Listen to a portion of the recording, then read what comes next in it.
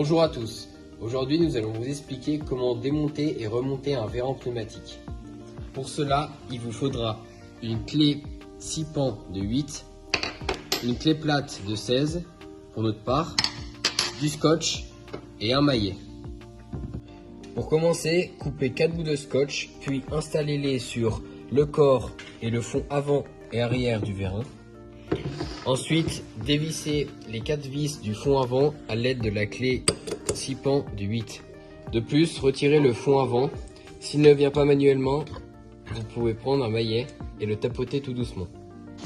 Ensuite, enlevez la tige avec le piston en le faisant coulisser. Puis, enlevez le fond arrière du vérin. Pour cela, dévissez et retirez les 4 vis. Puis, enlevez le fond arrière manuellement ou, pareil, vous pouvez le tapoter. Nous allons procéder au démontage du piston qui se situe sur la tige du vérin.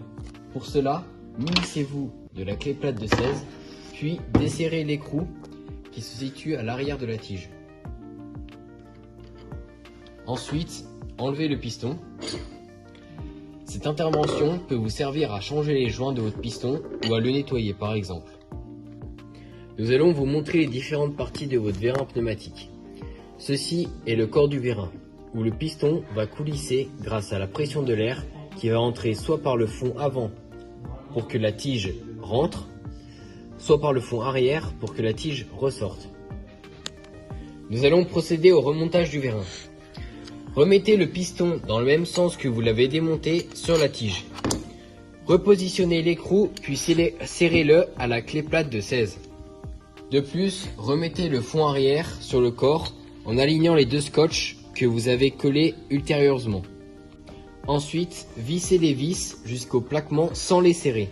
Ensuite, il faudra les serrer en croix. Puis, insérez avec la tige dans le corps en vérifiant que la lèvre du joint se mette correctement en place.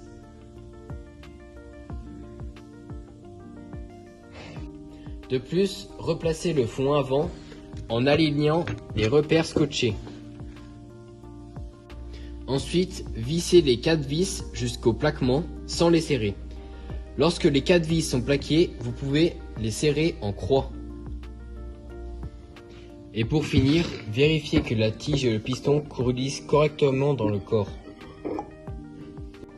Cette intervention est terminée, merci d'avoir visionné ce tuto et pour plus de savoir sur la maintenance, n'hésitez pas à visionner les autres vidéos de notre chaîne.